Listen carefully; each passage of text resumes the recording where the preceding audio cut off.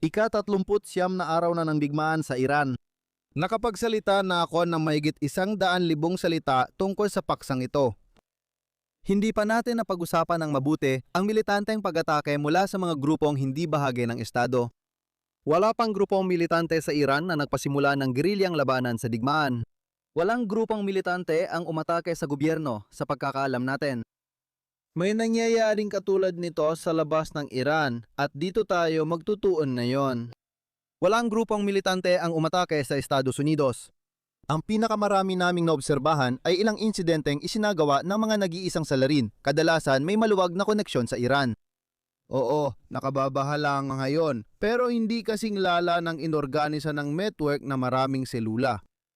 Isang grupong Shia sa Iraq ang dumukot sa Amerikanong mamamahayag na si Shelly Kittleson, ngunit hiwalay ito sa proseso kaya kaunti lang ang media coverage. Sa totoo lang, ang tanging konkretong aksyon mula sa militanteng grupo ay ang bagong labanan ng Israel laban sa Hezbollah, ang mga Yemeni Houthi na nagpapaalala ng kanilang presensya at isang posibleng bagong grupong umatake sa iba't ibang bansa sa Europa. Hindi sinama ang Hezbollah kasi nagpapatuloy na ito noong nagsimula ang digmaan ng Iran. Matagal bago lumabas ang issue sa Houthi at naging tahimik ito. Mas naging kakaiba ang sitwasyon sa Europa dahil sinusubukan ng kontinente na umiwas sa digmaan.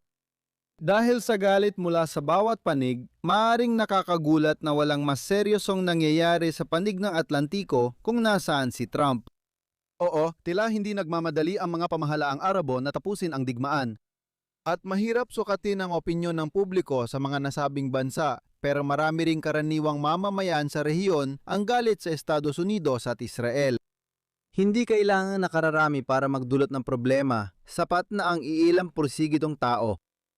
Baka maalala mo kung paano baluktot ang modelo ng negosyo ng mga militanteng grupo. Ang mga pag-atake ay nagpapalakas ng suporta sa kanilang organisasyon tulad ng pera at tauhan. Minsan, ang suporta ay mula sa mga gobyerno tulad ng Iran na bumuo ng aksis ng paglaban.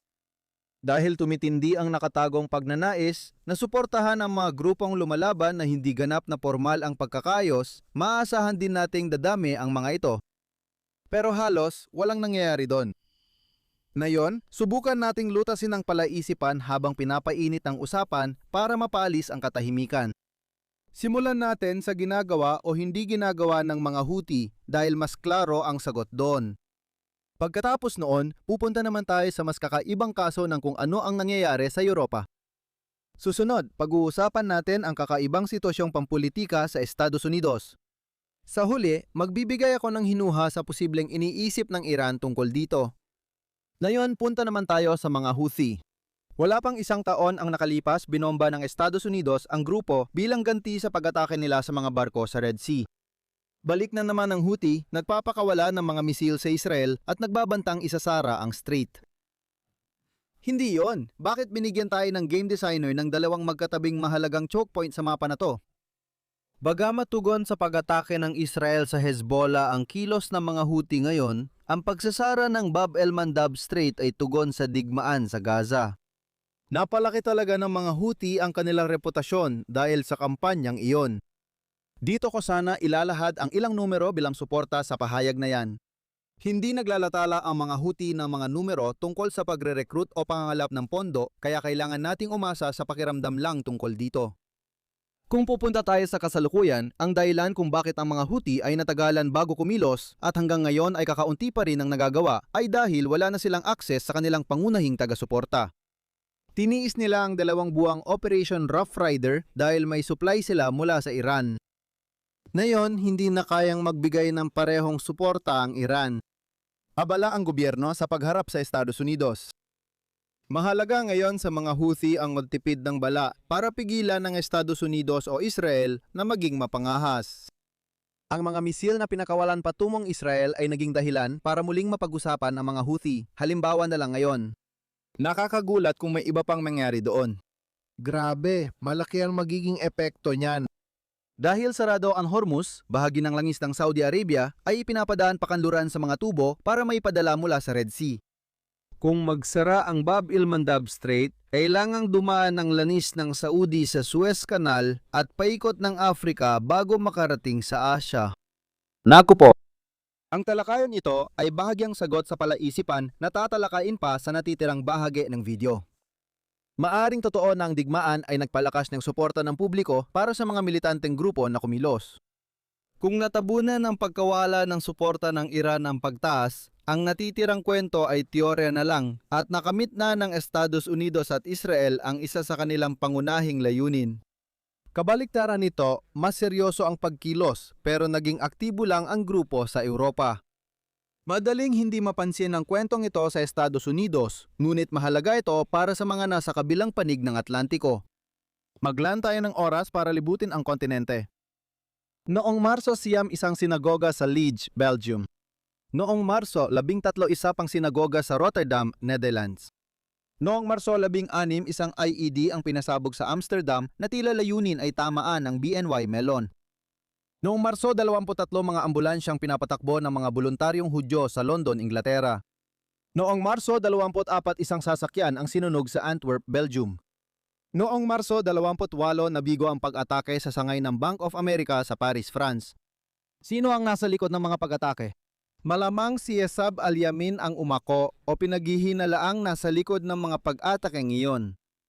Biglang lumitaw ang grupo noong Marso para makuha ang atensyon ng publiko sa gitna ng matinding tensyon.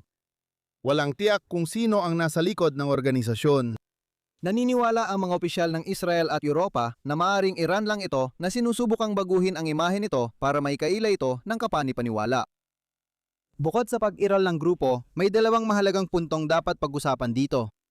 Una, kaunti lang ang naging tugon ng Europa bukod sa aksyon ng pulisya. Kung ang mga pag-atake ay para sa pangangalap ng pondo, hindi ito epektibong estratehiya. Ang kompromiso ng grupo ay ang pag-atake ay nagsisilbing patalastas, ngunit may panganib na mag-udyok ng tugon mula sa target na maaring magpalala ng kanilang kalagayan. Kung kaya mong umatake ng walang tugon, mapapatakbo mo ang baluktot mong patalastas ng walang panganib ng pagganti. Mas lalo nitong ginagawang kaakit-akit ang target para sa susunod na serye ng mga pag-atake. Alam ko na para sa Europa, hindi nila digmaan ang operasyon sa Iran. Naiintindihan ito dahil hindi naman mga bansang Europeo ang nagpasimula nito at halos hindi rin sila kinonsulta ng Estados Unidos. Pero kung magpapatuloy pa rin ang mga pag-atake mula sa Iran kahit ganoon, magiging digmaan na rin ito ng Europa sa isang paraan o iba pa. Pangalawa, ito ay armadong pag-atake sa Hilagang Atlantiko. Maaring may magtanong tungkol sa Artikulo 5 sa isang punto na parang perpektong dagdag gulo sa masayang linggo ng taong ito sa politika ng NATO. Pagbalik sa Estados Unidos, naging medyo tahimik ang mga bagay-bagay sa ngayon. Ang sa ngayon ang mahalagang salita dito dahil hindi laging handa ang mga militanteng grupo na umatake agad-agad lalo na kung kailangan pa nilang maghanda ng operasyon sa kabilang panig ng Atlantiko.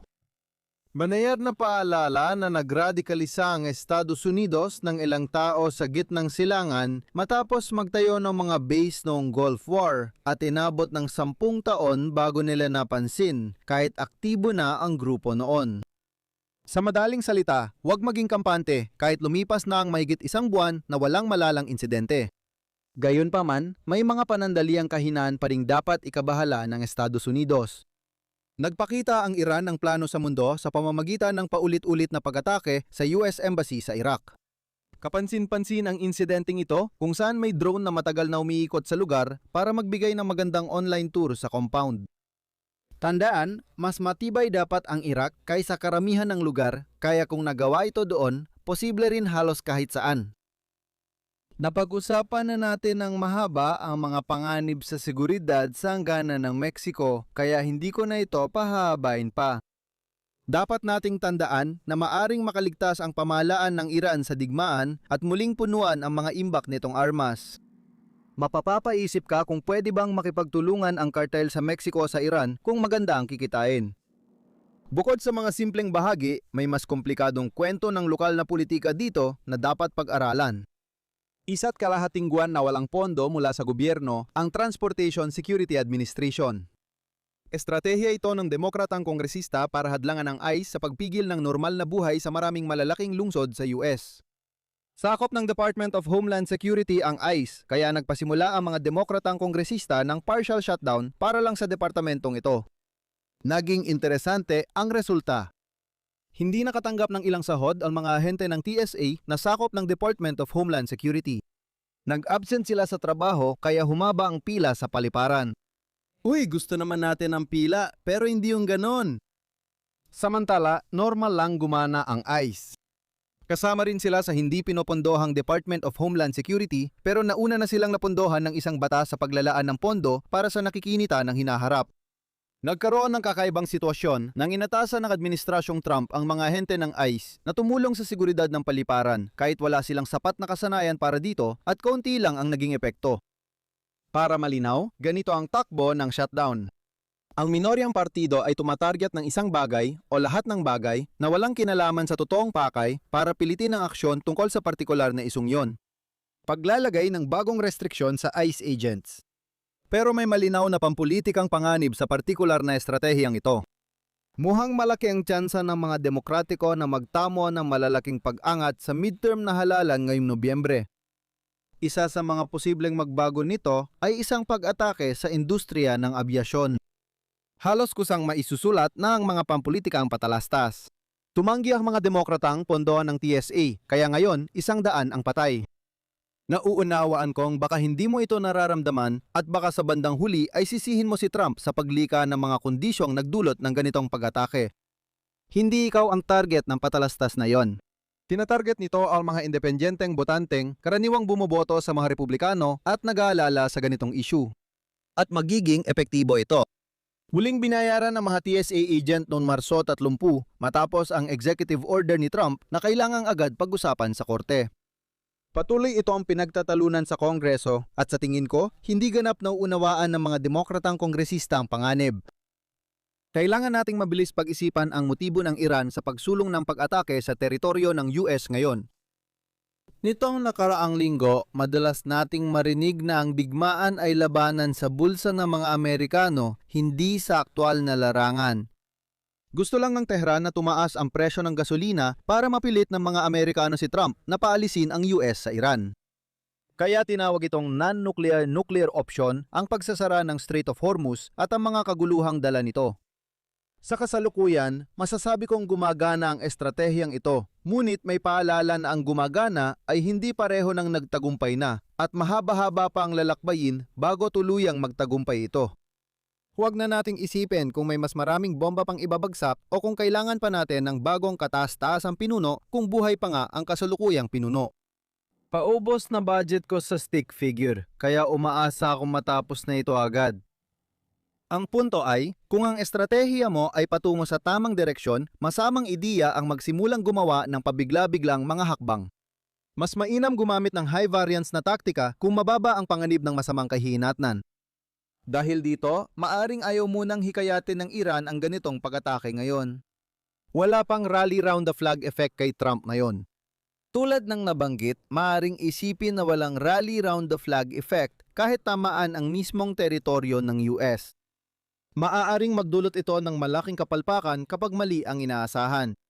Ipinapakita ng takbo ng digma ang kinasasangkutan ng Iran na mas mainam para sa Iran ang konserbatibong paraan. Kaya ano ang mga pangunahing aral natin para sa araw na ito? Gusto lang manatiling relevant ang mga Houthi pero wala na silang masyadong ibang magawa. Maaring ang Europa lang ang lugar na ginagalawan ng Iran o ng mga proxy nito. May ilang kahinaan ang Estados Unidos pero delikado para sa Iran kung susubukan itong samantalahin ang mga ito. Tahimik muna dito sa main channel pero punta kayo sa Lines on Maps Extra kung gusto nyo marinig ang mas wala sa hulog kong pagtalakay sa mga plano ng digmaan. Kung nagustuhan nyo ang video, like, share at subscribe. Kita tayo ulit sa susunod. Ingat!